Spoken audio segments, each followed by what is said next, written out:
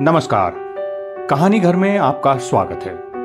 आज सुनिए प्रसिद्ध व्यंग्यकार हरिशंकर परसाई की व्यंग्य रचना अध्यक्ष महोदय। विधानमंडलों में थोड़ी नोकझोंक, दिलचस्प टिप्पणी, रिमार्क, हल्की फुल्की बातें सब कहीं चलती हैं।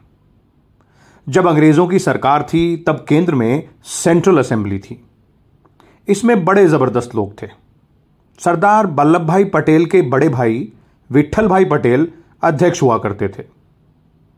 असेंबली के अधिवेशन से पहले एक बार उन्होंने देखा कि अध्यक्ष का आसन नीचे है और ब्रिटिश वायसराय का ऊपर।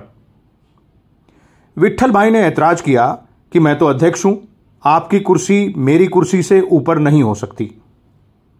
आखिरकार वायसराय का आसन बराबरी पर किया गया। इस असेंबली में बड़े ऊंचे व्यक्तित्व थे। एस सत्यमूर्ति और मोहम्मद अली जिन्ना जैसे लोग थे। मोतीलाल नेहरू भी थे। जिन्ना जब पहली बार बोलने को खड़े हुए तो उन्होंने कहा, mister chairman, this is my maiden speech. Angrezi में मेडन के दो अर्थ होते हैं, पर सत्यमूर्ति ने तपाक से कहा, मेडन्स शुड बी मॉडेस्ट, यानी कि कुमारियों को शर्मीला होना चाहिए। तब एक अब्दुल कय्यूम खां भी सदस्य थे। घोर काले थे। उन्हें कोयले की खदान का कुली भी कह देते थे और वो बुरा नहीं मानते थे। गंभीर सदस्यों में हल्की फुल्की छेड़छाड़ अच्छी रहती है। प्रोफेसर हिरेन मुखर्जी ने अपनी पुस्तक पोर्ट्रेट ऑफ पार्लियामेंट में एक घटना लिखी है। डॉक्टर श्यामा प्रसाद मुखर्जी कांग्रेस सरकार की आलोचना कर रहे थे। एक कांग्रेस मंत्री ने खड़े होकर कहा, अरे आपको सच्चाई भी देखनी चाहिए। श्यामा प्रसाद ने जवाब में कहा, मैं सच्चाई कैसे देख सकता हूं जब आप मेरे सामने खड़े हैं। इंदिरा गांधी प्रधानमंत्री थी। अरब के शाह ने उन्हें हीरों का हार भेंट किया था। ऐसे उपहार व्यक्तिगत नहीं होते, उनको सरकारी खजाने में रखा जाता है। लोहिया ने हंगामा खड़ा कर दिया।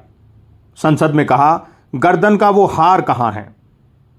लोहिया के बाद S.A. डांगे बोले, मैं उन लोगों में नहीं हूं जो प्रधानमंत्री की गर्दन देखते रहते हैं। मैं उनकी गर्दन के ऊपर देखता हूं कि उनके दिमाग में क्या है। और उसके बाद डांगे दूसरे विषय पर बोलने लगे। हमारे यहां आम शिकायत है कि हमारी विधायिकाओं का स्तर बहुत गिर गया है। लोग याद करते हैं पंडित नेहरू के जमाने की संसद की और आज की संसद की गिरावट पर चिंतित हैं। नेहरू के समय जो संसदीय मर्यादाएं थीं वे अब भंग होती जा रही हैं और संसदीय आचरण में लगातार गिरावट आ रही है। एक कारण यह हो सकता है कि पहली और दूसरी संसद में तथा विधानसभाओं में वो लोग थे जो स्वाधीनता संग्राम में भाग ले चुके थे। वो समर्पित लोग थे। त्याग भावना उनमें विशेष थी। वे अनुशासित सिपाही रहे थे स्वाधीनता संग्राम के और उनमें उदारता, सहनशीलता थी। स्वाधीनता संग्राम में गांधी जी के नेतृत्व में गांव के अपढ़ भारतीय से लेकर बड़े से बड़े बुद्धिजीवी शामिल थे। वे एक महान मिशन के लिए काम कर रहे थे। सत्ता आने के बाद भी वो मिशन की भावना उनमें रही। वे लोग त्याग की राजनीति जिंदगी भर करते रहे, प्राप्ति की राजनीति नहीं। बाद में प्राप्ति की राजनीति हावी हो गई। राजनीति धंधा हो गई। पॉलिटिकल करियर आ गया। बिजनेस करियर या मिलिट्री करियर या एजुकेशनल करियर की तरह ही। बर्नार्ड शॉ ने कहा था, politics is the last refuge of A scoundrel, यानी कि बदमाश आदमी का आखिरी मुकाम राजनीति है। बर्नार्ड शॉ का कथन अतिवादी है, पूरी तरह से ठीक नहीं है, पर यह सही है कि राजनीति में घटिया से घटिया आदमी आने लगे। पॉलिटिकल करियर दूसरे देशों में भी होता है, पर उनकी जीविका का साधन दूसरा होता है। राजनीति उनकी जीविका नहीं होती। हमारे यहां राजनीति देश सेवा और धंधा दोनों हो गई हैं। इस धंधे में किन गंदे तरीकों से धन कमाया जाता है यह सबको मालूम है।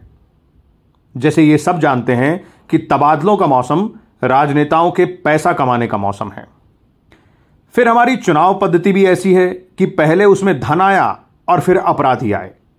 धीरे धीरे बढ़ते बढ़ते आज ऐसा हो गया है कि विधानसभा की सीट जीतने के लिए 15-20 लाख रुपए और 2000 किराए के गुंडे तो जरूर चाहिए।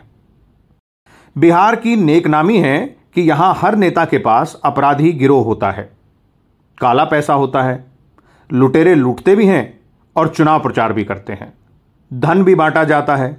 तेरा तुझको सौंपत का लागते हैं मोर।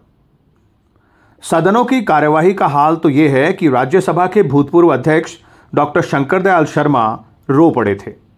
इतनी हुल्लड़, अनुशासनहीनता और अराजकता। एक बात कही जा सकती है, ये हमारे समाज के प्रतिनिधि हैं, इस नाते समाज में जो हो रहा है ना करें तो झूठे प्रतिनिधि होंगे। मगर ये हमारे माननीय सदस्य पान के ठेले पर खड़े होकर और चाय की गुमटी में घंटा भर बैठकर लोगों की बातें सुने।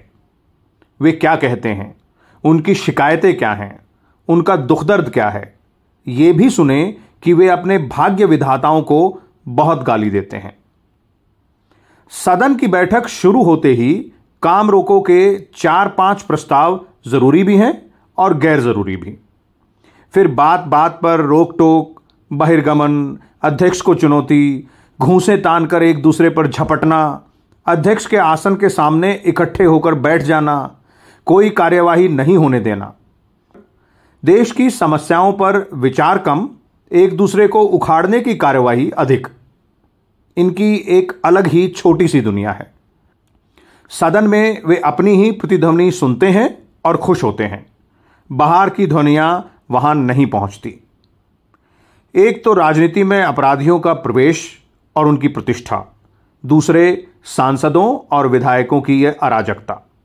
संसदीय लोकतंत्र के लिए खतरा बढ़ रहा है। आप सुन रहे थे हरिशंकर परसाई की व्यंग्य रचना अध्यक्ष महोदय।